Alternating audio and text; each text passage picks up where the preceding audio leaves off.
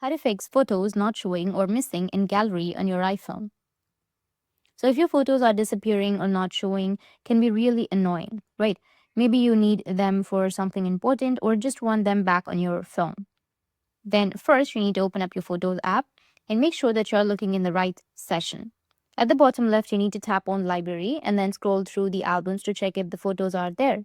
If you still don't see them, then open the Settings app. After that, you need to tap on your name at the top of your screen.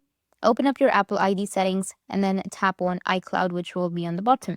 Next, tap on iCloud Drive or iCloud Apps. Go with See All, which will be on the right side. Then select the Photos option. Make sure the sync is turned on. This ensures your iCloud photos download properly. Some of the missing ones may still be syncing. If you try to save photos from another app like Google, Drive, or WhatsApp, you need to go with your settings and find the app and make sure that it has photo access enabled. Once you do that, you can go back to the Photos app and your pictures should now appear. And that's it. And if you have any questions, feel free to comment below. Thanks for watching.